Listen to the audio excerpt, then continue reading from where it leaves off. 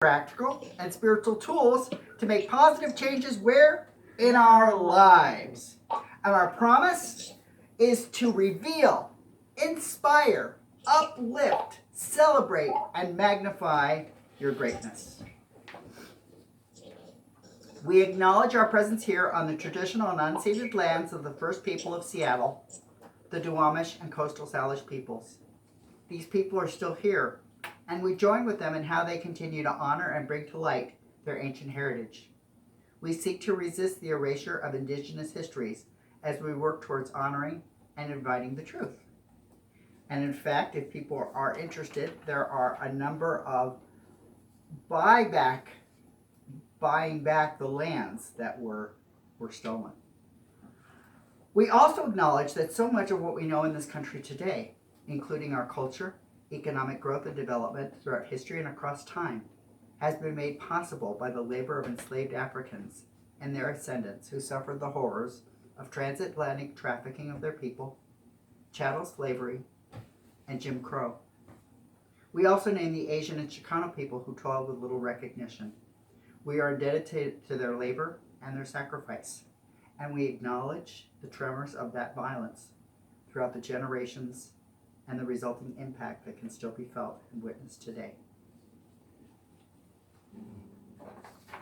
So for our opening song, we have Ron and Carol Harris's In This Very Room. Please join in if you'd like, or be sung to if you'd prefer that.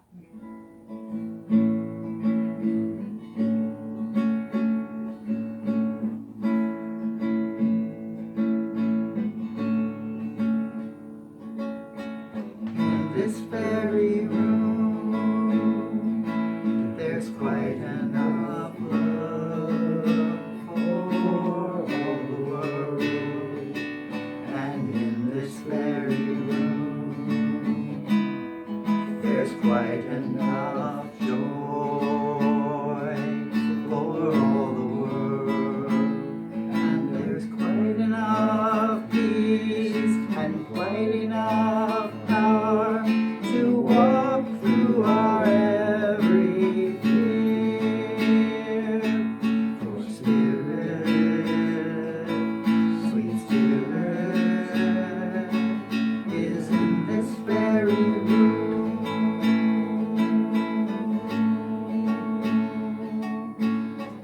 In this very room.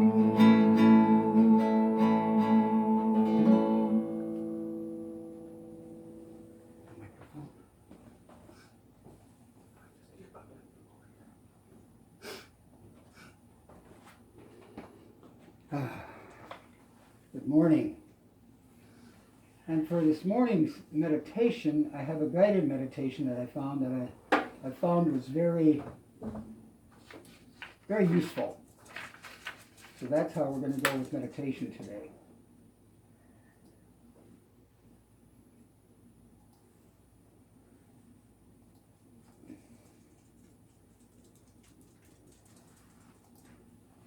Showing up on that?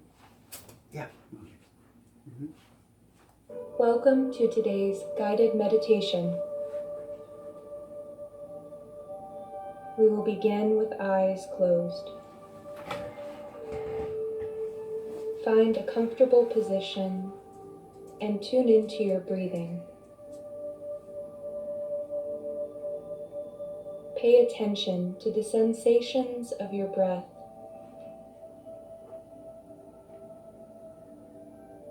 And allow it to become heavier and slower.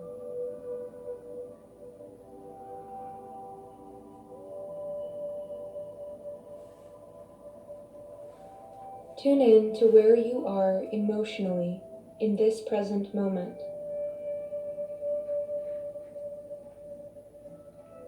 All feelings are welcome. Acknowledge them, but do not let them overwhelm you. Scan your body for any aches, pains, or tension. Breathe deeply into these places and feel the tension and pain slowly melt away.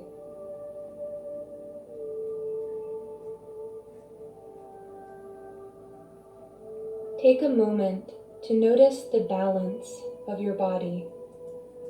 Feel your points of stability.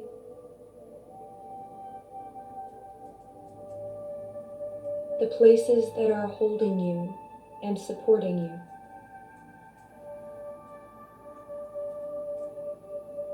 Notice how your muscles and bones work with each other, stacking on top of one another, building a foundation.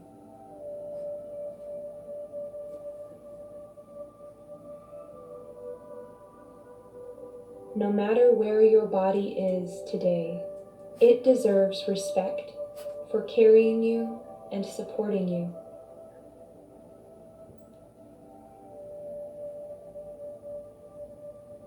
Breathe deeply and send your body love and gratitude.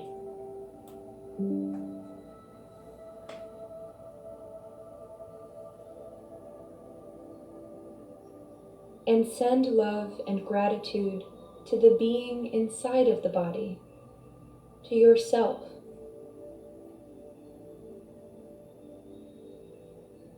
No matter where you are today, you deserve respect simply for being here.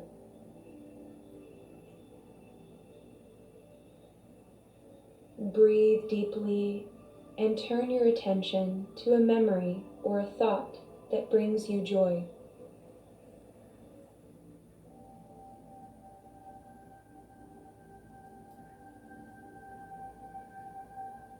Notice the balance within you,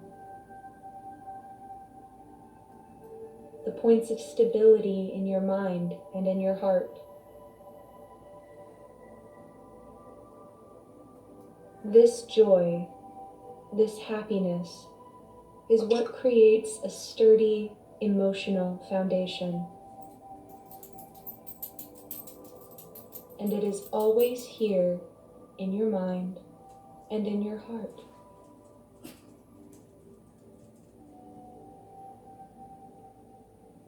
Connect again with your breath.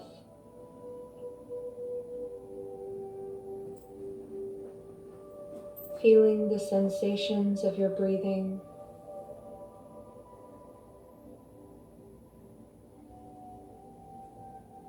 Move your body in any way that feels good.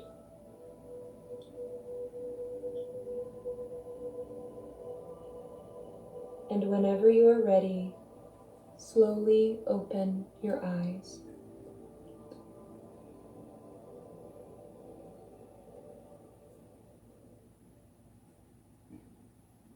Where's the poop?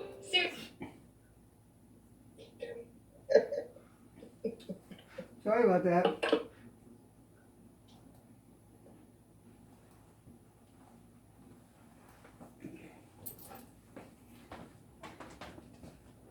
Declaration. Oops, kick the bucket. So we have our spiritual declaration for our center. I'm going to say it one time, and Michael will have it up on the screen for people who are on Zoom that you can see it. Is it there? Yes, it is. Very good. However, for folks here, you're just going to have to It's big enough. look elsewhere. So, I'll say it once, and then please, if you want to, join in with me, and we'll do it a total of 3 times. We are an expanding and loving community, working in a field of infinite potential. We are an expanding and loving community, working in a field of infinite potential. And finally, we are an expanding and loving community, working in a field of infinite potential. And so it is. And so it is. Why doesn't it do that? There. Okay, now, oh, it's me now. Yes. Ah, thank you. It's easier this way. Okay, the reading for today is a two-part. I'm going to read a little bit, and then I got a very short part of a video. And I will send out, this is just the highlights of the article, which is called, You Know You're Being True to Yourself If, but I'm just doing the 10 points, and I'll send out the article if you, in an email, the link to it. So, you know you're being true to yourself if you're honest with yourself about what you think, feel, want, and need. You freely share your thoughts and feelings.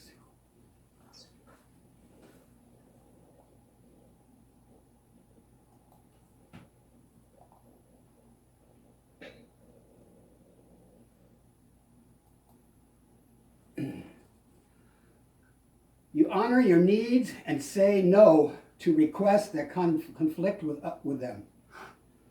Some people like you, some people don't, and you're okay with that. You surround yourself with people who respect and support you just as you are. You focus more on your own values than what society deems acceptable. You listen to your intuition and trust that you know what's best for yourself. You do what feels right for you, even if it means risking disapproval from the people around you. You allow yourself to change your mind if you recognize you made a choice that wasn't right for you. And finally, you know you're being true to yourself if you allow yourself to evolve and let go of what you've outgrown. And I'll send those out with now we got a quick little.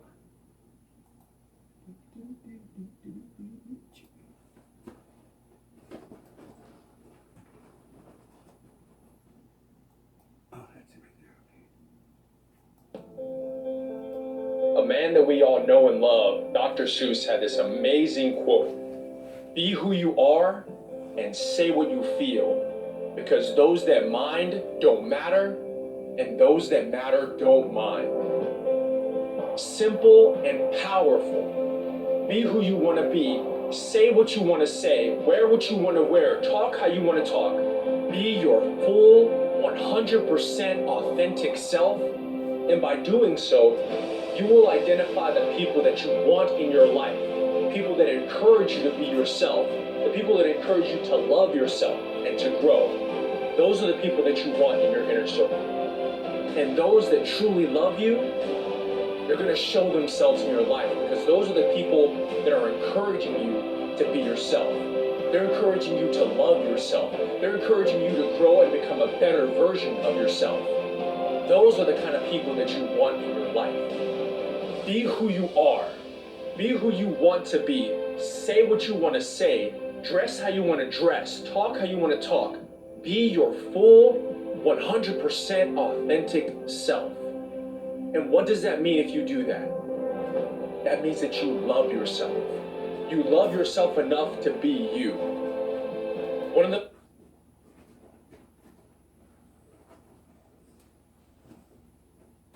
And that's it for that.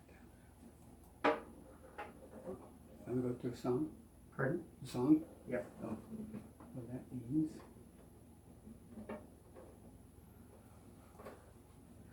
So given that we've moved from February to March, I have a new chant for the month. This chant is very, very easy. What can I be if I can't be myself? What can I be if I can't be myself? What can I be if I can't be myself? What can I be? What can I do if I can't be myself? What can I do if I can't be myself? What can I do if I can't be myself? What can I do? So it's all about what can I be and what can I do. So it should be fairly easy. Please join in if you'd like. Let me know if it shows up on this. It hasn't shown up yet. Well, okay. Hold on for a second. Please stand by.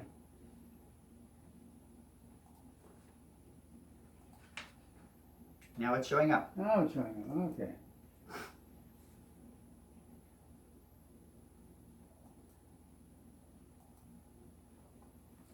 I'm not really sure why it has the wonder of home. Oh, I didn't. Never mind. Ignore that. I didn't change that. Okay.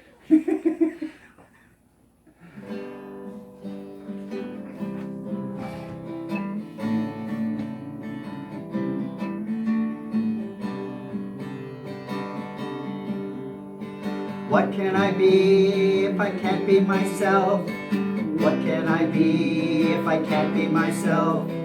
What can I be if I can't be myself? What can I be? What can I do if I can't be myself? What can I do if I can't be myself? What can I do if I can't be myself? What can I do? Now we swap over to you. What can you be if you can't be yourself? What can you be if you can't be yourself? What can you be if you can't be yourself? What can you be? What can you do if you can't be yourself? What can you do if you can't be yourself? What can you do if you can't be yourself? What can you do? Now we swap over to we. What can we be if we can't be ourselves? What can we be if we can't be ourselves? What can we be if we can't be ourselves? What can we be? What can we do if we can't be ourselves? What can we do if we can't be ourselves? What can we do if we can't be ourselves? What can we do? Now we're going to expand it. What can't I be when I'm myself? What can't I be when I'm myself? What can't I be when I'm myself? What can't I be? What can't I do when I am myself?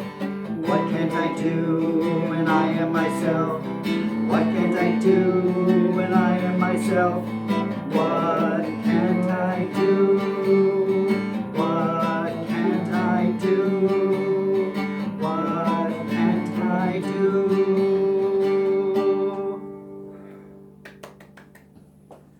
Yay. Okay, now. So for people who have been around, the song before the talk is one you've probably heard. We've even had, this is by Narayan and Janet, Be Yourself. We actually had Narayan and Janet perform at the center and do a concert several years ago, back when we were pre-pandemic and back when we were able to have bigger groups of people.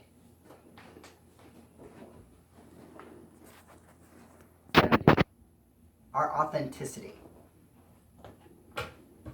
The theme for the month is about living out loud, expressing who and what we are. We're going to be exploring the practice of cultivating authenticity, and that empowers us to step into all areas of our life as our real authentic selves. Now you may be wondering, authenticity. Yes. Brene Brown provides the definition. Authenticity is the daily practice of letting go of who we think we're supposed to be and embracing who we are. I'll say that again. It's the daily practice of letting go who we think we're supposed to be and embracing who we are. In this process, we get to release our thoughts, our attitudes, actions, and beliefs that stand between us and our true personal power. Clearly, our dog has no question of her personal power. She's very happy to assert that. But we get raised to let go of our personal power. So there's a phrase. today's talk is entitled, Everyone Else is Already Taken. So the phrase is, be yourself because everyone is already taken. Now, I see a nod there about the familiarity with that. When I looked it up, that phrase, be yourself because everybody else is already taken, it's been ascribed to Oscar Wilde. And Oscar Wilde was a brilliant person who had so much good to say. I believe he's credited with the notion, if you can't say something nice, come over and sit by me. Oscar Wilde was somebody who was unafraid to speak his beliefs. He also was taken to court because he was charged with being gay. Oh, well, that's right. And in that time, the charge of being gay had all kinds of risks associated with it. As we opened the session, we did our land acknowledgement. And we did our labor acknowledgement. And one of the pieces of that land and that labor acknowledgement is that people lived on North America and on South America for thousands of years. And then a bunch of people came over here and thought, oh, it's a new land, it's just for me. Mm-hmm.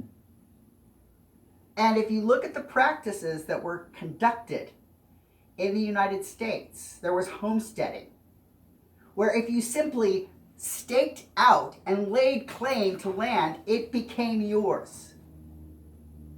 One of the reasons for the land acknowledgement is that land was literally stolen from the people that were here. And they were sent to go somewhere else. They were sent to go somewhere else until the somewhere else was found to have valuable things.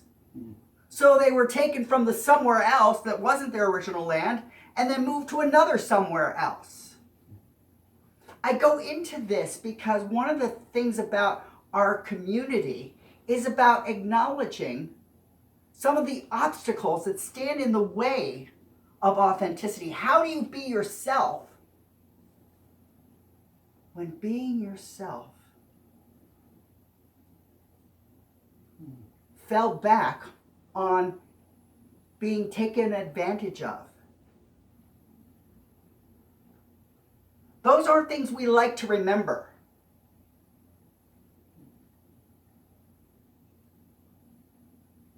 I can speak for my own experience. I spent a lot of my time as a little boy being identified as queer. And it wasn't meant in a nice way. Yeah. You're so queer, you're such a fag, you're such a this, you're such a that. And it was troubling because the accusation was not, the acknowledgement was not one of flattery, it was not one of seeing my goodness. It was one as seeing me outside of the norm. I learned pretty early on that I could fight fire with fire because I had the capacity to make people laugh. So I did a lot of distracting. I did a lot of distracting. I also did a lot of distracting of myself. So rather than asking, I wonder if these people see something about myself, I put it all back. I pushed it all back behind anything I wanted to acknowledge. I wasn't ready to acknowledge. I was probably 5 or 6 the first time that got identified. And looking back, there were some very obvious signs. I was the kid sent to kindergarten, and my mother, she had this image about what a little boy should look like. And her image of what a little boy should look like was Christopher Robin. So I literally went to school most days of the school year wearing a little jacket and little shorts. I was frickin' ridiculous. But I lacked kind of the self-regulation to let that stop me. I was somebody who was very interested in other little boys, so I would be chasing the other little boys trying to kiss them because, kissing was a way to display affection. And my teacher let me and my mom know this was not to be done. As affectionate and darling as I was in my little Christopher Robin shorts and my little jacket, the teacher said, "Can't you just get him a pair of jeans?" Fortunately, that was kindergarten, so I went to Catholic school, and then I didn't have any options. I just had my navy blue pants. They were long pants, and I had either a white or light blue shirt, and I had a little tie, and I was made to fit in. I'm going to have us pause for a moment and think about who we might have been and when we got a redirection to fit in. So just close your eyes a minute and think about how you might have been out there a little bit as a little kid, and then that got pulled back in.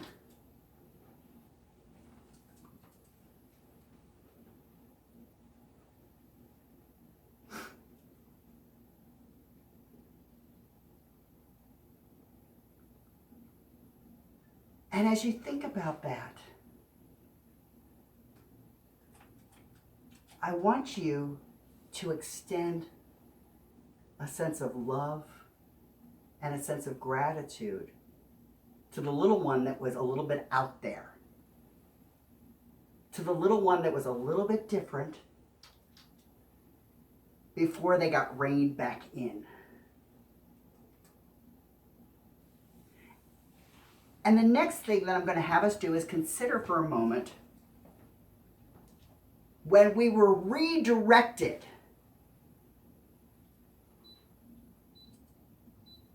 that the intent of the redirection was for our safety, was for our well-being. That it wasn't about crushing out and destroying us, even if it might have felt like that. I've talked a number of times, and people who are familiar with me know the distinction between intent and impact. I want us to just take a moment to acknowledge the good intent that people had. My teacher, who said, "Get that kid in a pair of jeans and stop this nonsense with the shorts," her intent was that I could fit in a little bit better. Her intent was so that I would get along better. Now, the impact wasn't so benevolent, but the intent was positive. And I say that because I know for myself there are times that I've had really good intent, but my impact was not so positive. I mean, recently, as anybody may notice, the background is a little bit different because we are doing church today from Reverend Michael in my home rather than from the spot on 14th Avenue. And that means that we get to listen to our little dog like crying at the door. Go. Be free.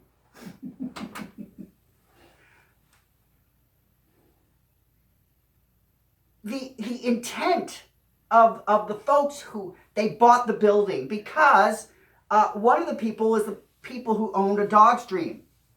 And she had learned that if she didn't buy the building, she and everybody else there were going to be evicted because they were going to turn the place into a community center.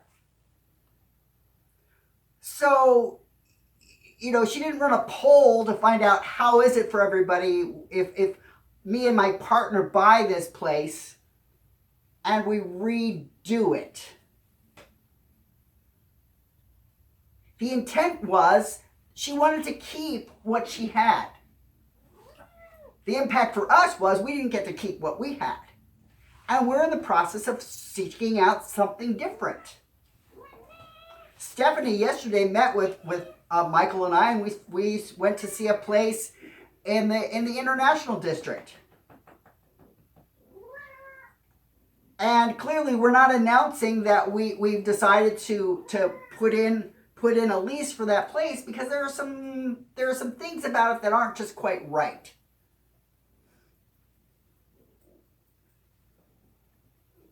With authenticity, with identity, we run up against intent and impact all the time.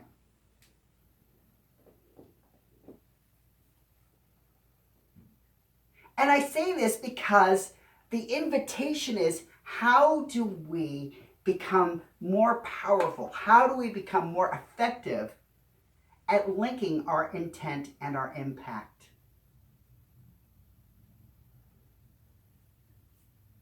One of the teachings in the science of mind is that Spirit made us out of itself.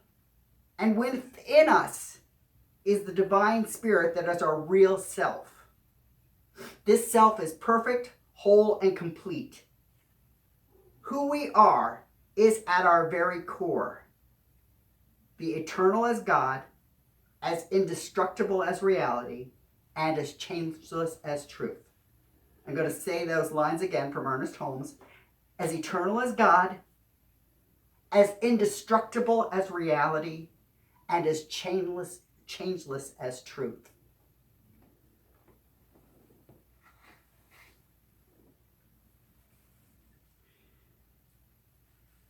Each one of us is a unique expression of the divine. And what stands between us and our authentic expression of that divine is our collection, what we picked up as thoughts and patterns of belief and attitudes that have come through our living in the world. I was told not to run around chasing little boys. You know, it's a very effective idea. You know, if I were at school running around chasing little boys, there would be serious problems. Oh, you mean now? Yes. Oh, Yes. definitely. I mean, you know, we've all heard stories of people who lack kind of the sense of, like, I shouldn't go around chasing students. Me as a grown-up shouldn't be chasing students. It's not a good thing. Although, again, I have to say that when I was in graduate school in psychology, the professor teaching the ethics class was arguing about the value that can be derived from sexual relationship between a client and a clinician. And out of the 10 of us that were in that class, there were 2 of us that were like, no way, you cannot make me think that it's okay. But 80% of that class was like, that's good. That sounds fun.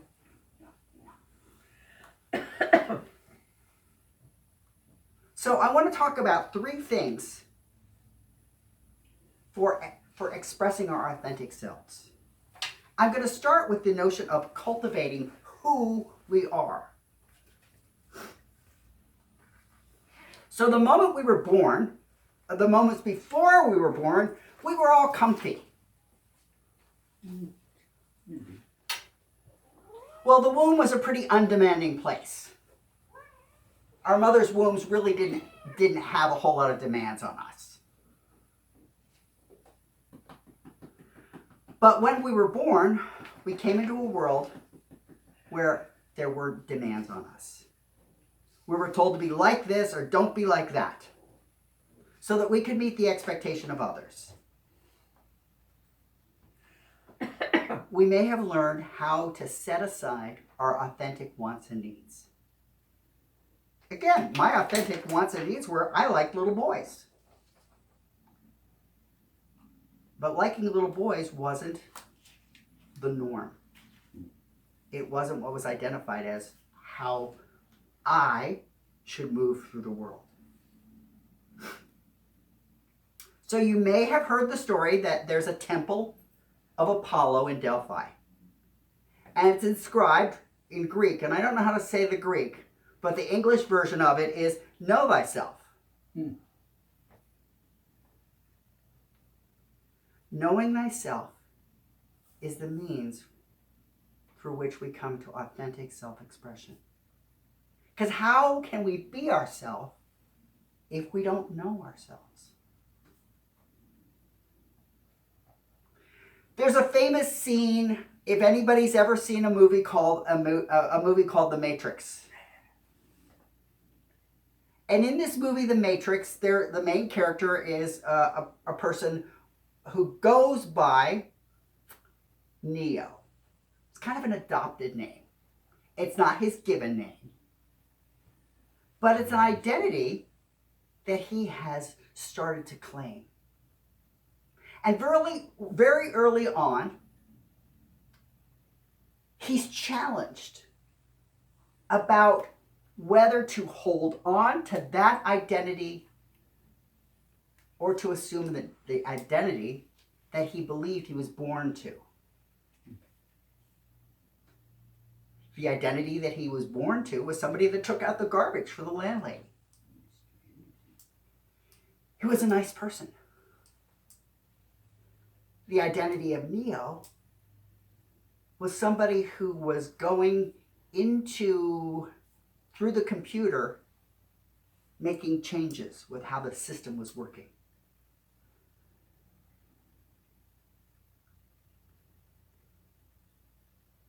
And in the story, he gets pulled out of that world into another world. And he's told that the world he believed was the world was a made-up world.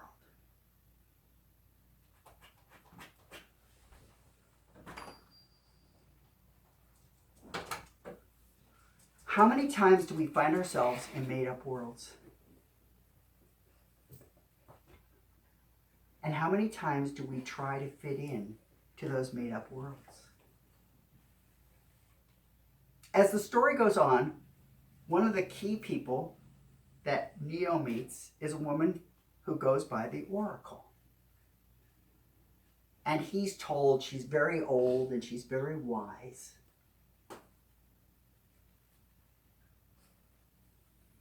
And when he comes in to meet with her, in her kitchen, over the doorway between the kitchen and the dining room, is the expression, know thyself.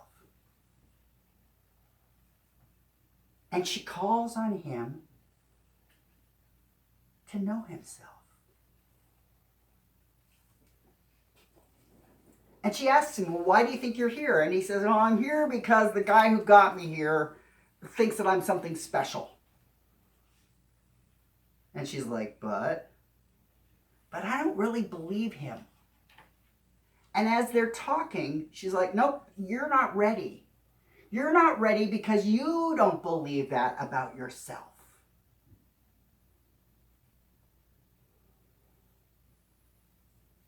What stands between us and our belief about ourselves, our true selves?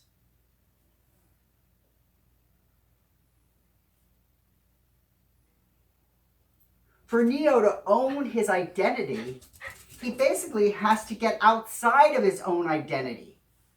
Because she tells him that, the way that you can get there is it's either going to be you or the guy that brought you in.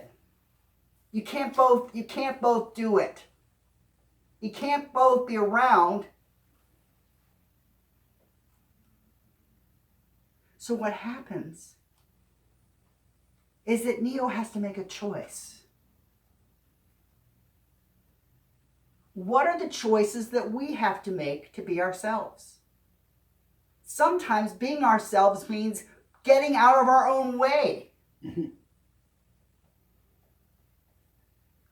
I had this come up for me several weeks ago.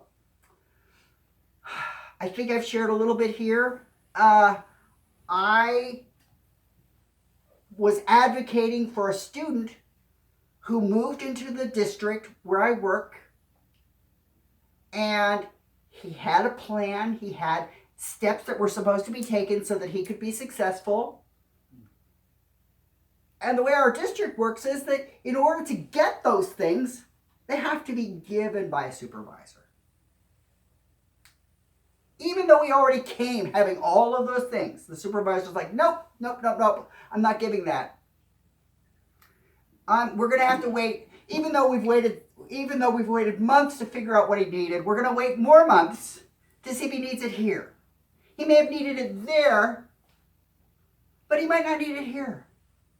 And everybody was saying, no, he needs it here. We're seeing how much he needs it here. And she's like, well, but our process is we have to collect data for 6 weeks. And then if we see that he needs it, and everybody's like, no, we're seeing that he needs it. We're seeing that kids are in trouble. And I was part of this email collection, and I was very deliberate. I wrote an email back, but I only wrote it to the supervisor and the supervisor's supervisor. I didn't send it to Jesus and everybody. And then I showed my own supervisor what I wrote, because I thought, I don't want to be pushing for something without people knowing the what and the why. And I wrote to that supervisor and her supervisor, and I said, it's disturbing to me. This is a black boy who was supposed to have these resources, and we have not provided these resources to him. And not only are we not providing him with resources, we are holding his parent to another set of meetings. And I'll tell you, if this was a white child, we would not be doing this. So what I'm seeing looks like racism being enacted. And I'm disturbed because our district said that it wants to reduce disproportionality. And what this is doing is it's increasing disproportionality. And I don't like it, and I want you to think about it. Well, you may not be terribly surprised that supervisor didn't respond to me. And that the person in charge, the supervisor of that supervisor, didn't respond to me. Even though we spent all of last year with the people in special education learning about interrupting privilege, learning about ending disproportionality. We spent a whole year learning this. And yet here it was, where it wasn't happening. And I had sent this to my supervisor. My supervisor says, I'd like to talk with you. And when we were talking, my supervisor was like, I just want you to know that, you come across in person like such a nice person, such a thoughtful person.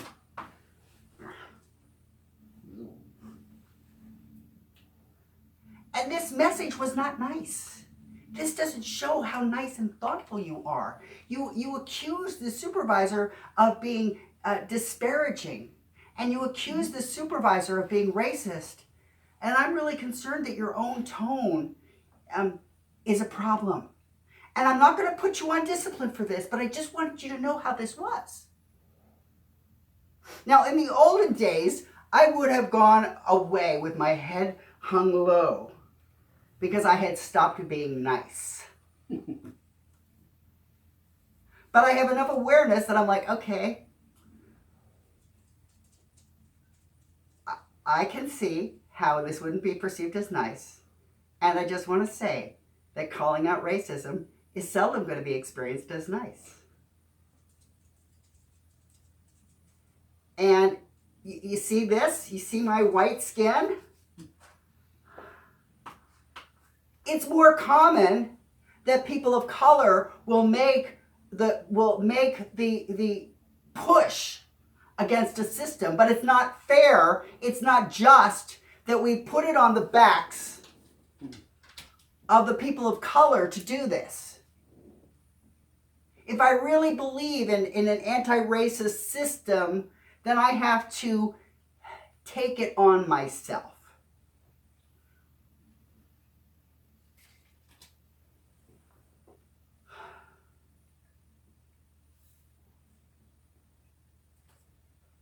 Be who you are. Being who I am. One of the things that I know that's about is being anti-racist. And it's not always going to be comfortable. And it's not always going to have me being nice.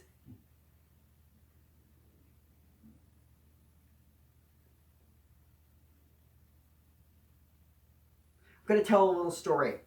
In Bangkok, you can see a golden statue of a Buddha built in 1403. It stands 9 feet, 8 inches tall. It weighs 5.5 tons. And it's valued at approximately $250 million in gold. Now, in 1757, the Burmese army was invading Thailand.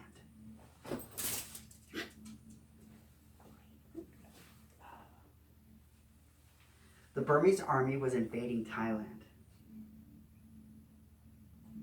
So the monks, with this golden Buddha, plastered it over.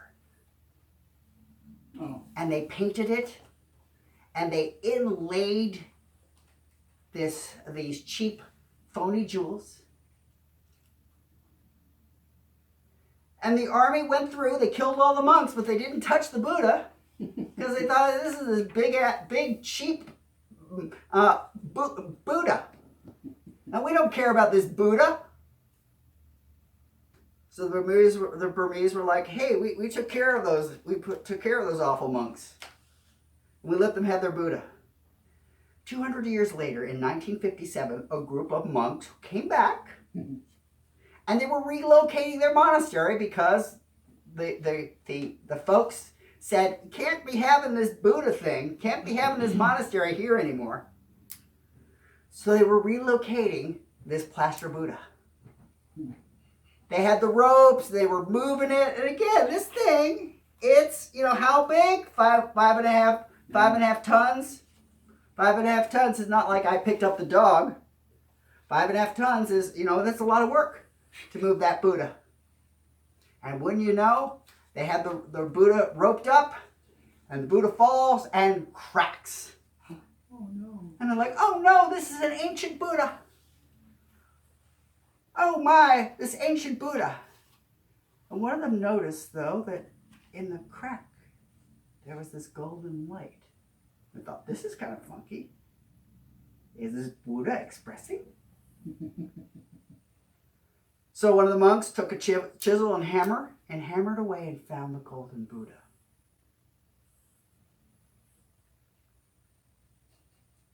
That this was not a cheap Buddha with phony paint and false jewels. That this was this golden Buddha. And I propose that this golden Buddha is the metaphor for what we are, what our selves are. As we go through our lives, we pick up we plaster on these beliefs. We plaster on these behaviors. We plaster on these ways of being in the world. And we're perfectly fine letting people see our plastered over selves. In the story, that Buddha had managed to be hidden for 200 years. Now, I'm hoping none of us have to wait that kind of time to find out the value of what our true selves are. So the first piece is to cultivate, who am I? And what I want to claim is that we are the golden self that is without value, whose value cannot be measured, whose value cannot be judged. The second thing is to have compassion for the self. Cultivate compassion. In his book, This Thing Called You, Ernest Holmes proposed, your soul belongs to the universe. Your mind is an outlet through which the creative intelligence of the universe seeks fulfillment. People are made out of and from life. We did not create our natures. We cannot change our inherent reality. We are what we are, and we use this nature for better or worse. I'll say that last part again. People are made out of and from life. We did not create our nature. We cannot change its inherent reality. We are what we are, and we use this nature for better or worse. I talked a little bit before about the notion of our intent and our impact. Sometimes our self results in things that are better. Sometimes our self pushes for things that are worse.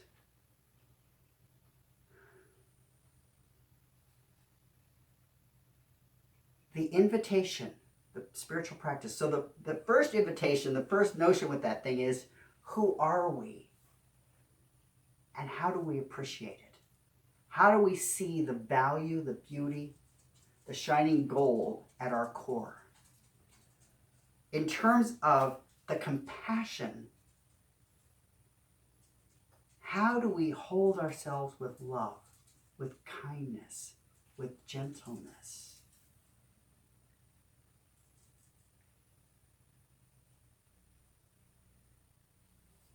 How do we embrace ourselves? An invitation, a practice that we can do, is just spend a little bit of time with ourselves.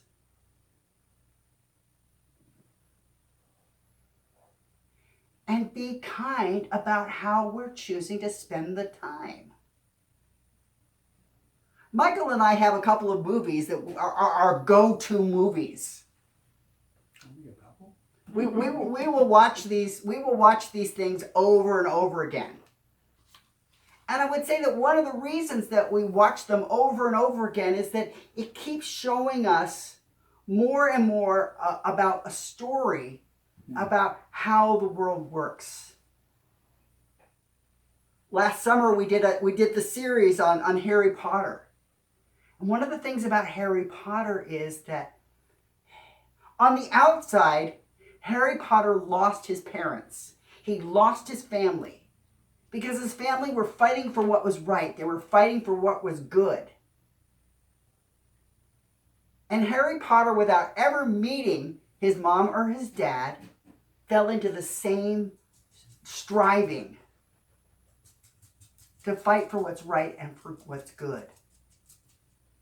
And as he went on, as he grew up, he collected a group of friends who were motivated to act in the same way. One of his best friends, Hermione, completely expands what others think because she finds out that house elves, who run around being invisible, have been enslaved. And she is outraged by this. And she wants the freedom for the house elves. And everybody thinks that she is crazy. But she doesn't let their thoughts about her change how she acts or how she moves through the world. And Harry may think she's a little bit crazy too, but he doesn't end the friendship over that. He stands with her. So one of the pieces about compassion for the self may be that we start to gather a group of people like us in ways that we may not even realize. When I look back on some of my closest friends in high school, a disproportionate number of them were LGBTQ. A disproportionate number of them were black. I was at a school that had black people and white people. And several of my closest friends were black boys and girls. And I had people kind of looking at me funny. But my black friend, his father came to the school and did a presentation because his black friend His black father was somebody who could pass as white.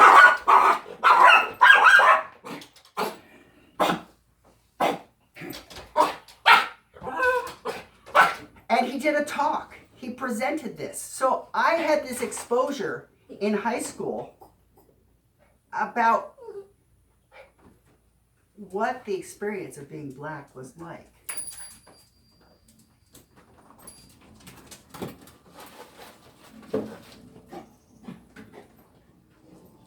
Kevin and Linda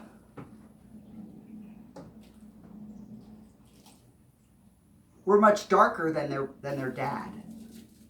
And they weren't people who could pass, but their older sister was much more like their dad.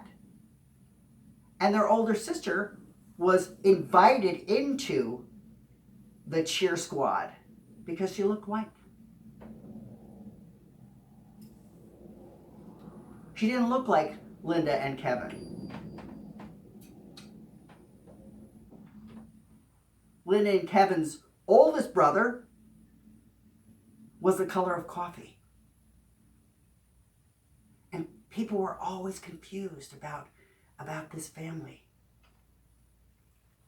And the only reason that I had an awareness of this was that they were my friends and that their father came to our school to speak about the experience, to bring it to our consciousness, to bring it to our attention, so that we weren't letting stuff happen without knowing about it.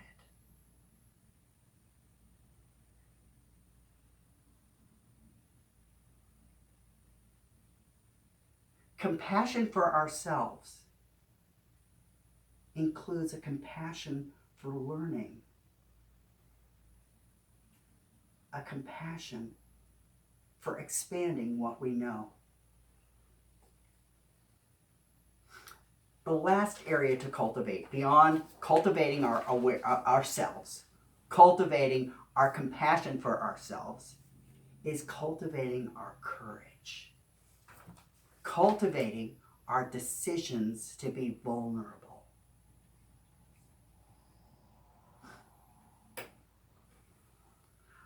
I chose to be vulnerable and to be vocal with the supervisor and with my supervisor rather than just let it pass. It would have been easier to just let it pass because this wasn't my student at my school.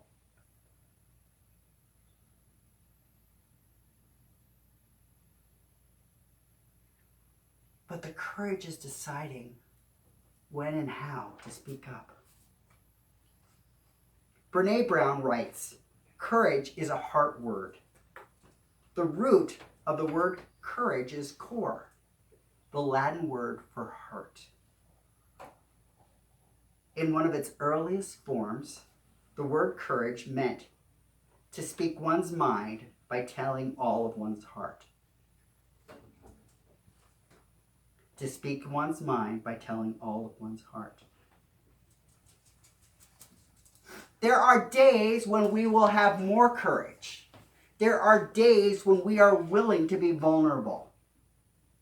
And there are days when we may be reluctant to have courage and to be vulnerable. I talked about Harry Potter. Harry Potter ended up in the house of Godric Gryffindor, which was known for its courage. The thing about courage is that it doesn't mean that things aren't scary. It doesn't mean that things aren't fearsome. It doesn't mean that things won't be horrifying. It doesn't mean that we won't encounter things that scare the living daylights out of us. Courage means bringing our heart to what we fear and feeling the fear anyway.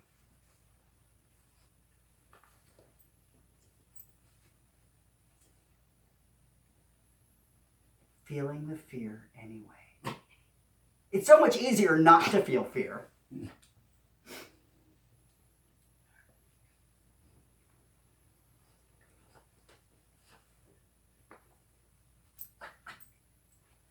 And we have that choice to make, moment by moment. In that story earlier that I talked about with Neo, when he figured out that, oh, I'm probably not the one, so it's no big deal if something happens to me because I'm going to try to protect my friend who believed in me. I'm going to try to care for my friend, for this guy Morpheus. And I will face all of hell to do that. I'd like you to take a moment to think about the times that you have faced hell.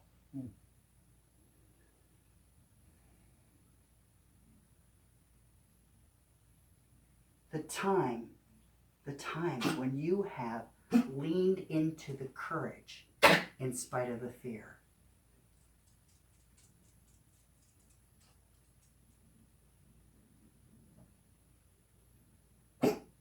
And however the outcome arose, I want, from that second place of compassion, to celebrate you in your courage, to celebrate you in your vulnerability, you trying to reach for something that might have seemed out of reach, to attempt something that you maybe never attempted before, or you've attempted it thousands of times. Thomas Edison, how many times did he attempt to make a light bulb? The vulnerability was, I failed this time. Well, I know now that that's not the way. I can go back to another way.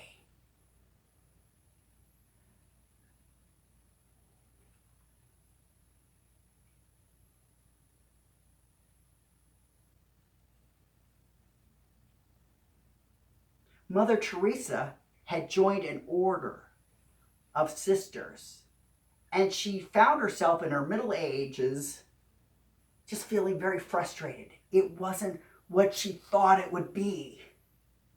And she thought there was something wrong with her.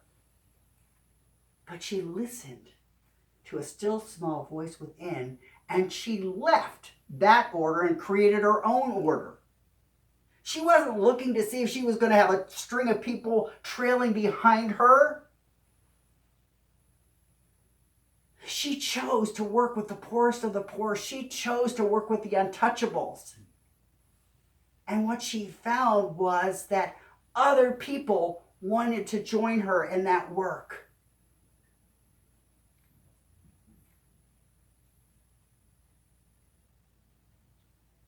When we face the seeming impossible,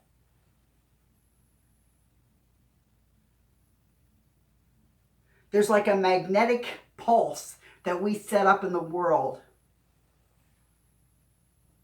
We've talked about the principle, the law of attraction. That when we set our mind on something, spirit within calls that something forward to us.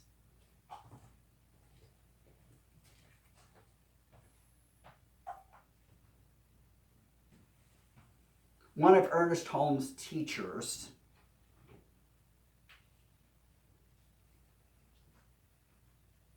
identified that if we see something that needs to be done, that's our job calling to us. Our naming it, our seeing it, is the window of our unique souls on what's happening. Emma Kurz Hopkins. So, in summary and in conclusion, start by getting to know yourself. Follow the message of the Delphic Oracle, know thyself. Maybe knowing thyself will lead to surprises. Maybe it will lead to, I've known that.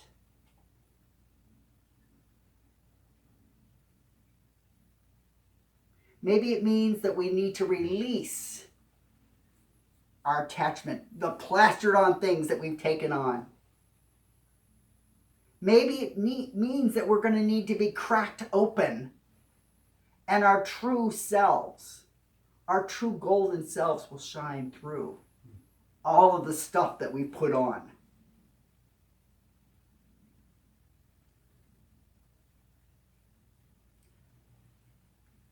Cultivate compassion for who that self is.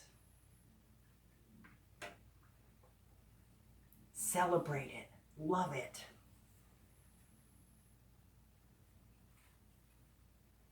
And cultivate courage. The courage to be vulnerable. To be able to speak it out loud, who and what we are. That in the speaking out loud, that we may generate other people who want to be with us on that journey. So I have a concluding affirmation. So it's fairly short, so I'll say it once as you feel comfortable doing so. I love and accept. I love and accept who I am. Who I am as I am. As I am. I love and accept. I love and accept who I am. Who I am. As I am. As I am. And one last time. I love and accept who I am as I am. And so it is. And we've got a concluding song, which Michael is going to pull up. And the first one. Okay. There's a nice comfy seat there. Not really, but you know, better than nothing.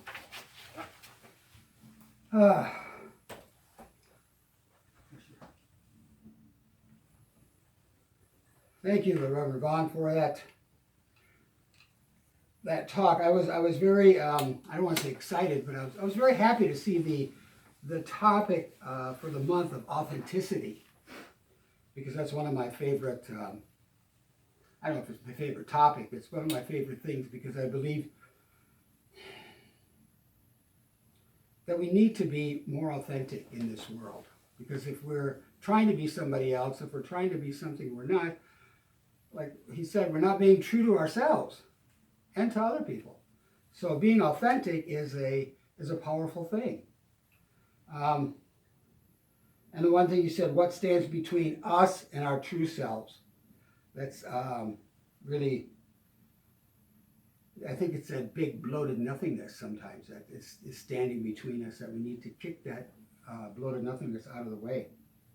And next week, continuing on with this, my topic is removing masks and baskets. Because we like he was saying, we like that Buddha was masked over with all that artificial glitz or whatever, and that we do that ourselves. Well, I know I do. I mean, I've worn many masks in my life, and to get rid of them. And so, on that note, we are still looking for a place. We, like Reverend Vaughan said, we looked at the one yesterday, and I've contacted several people, and it's just it's gonna take time, and and patience. Excuse me, and patience. That's another thing I have to work on. That's a continuous project of mine, is working on patience. Sometimes I have the patience of a saint, and other times I have about 1 second of patience. It all depends on what the situation is. So we're still looking. And if you see something, like Mark has been doing, he sees a place, takes a snapshot and sends it to me, and then I contact him. And that, that can be a great help, because who knows what's going to pop up. And so if you want to donate to Northern Lights Spiritual Center, you can go online and go to our website, and there's a donate button to hit there. And then 2 weeks from today, we will have our annual meeting via Zoom. It probably won't be as grandiose as we've had them, which ours aren't really grandiose, but But it's going to be like the tail end of the service. So if you want to find out, that's when we talk about finances and all that good stuff. So I believe that's it for this day. And so I just want to thank everyone for being here, whether you're on Zoom or the two people that have joined us in the room. I know I say this a lot, but your presence is powerful. Your presence is felt. And I'm so grateful for your presence. The presence in my life, the presence in the life of Northern Light Spiritual Center, wherever that may be. For you are a gift,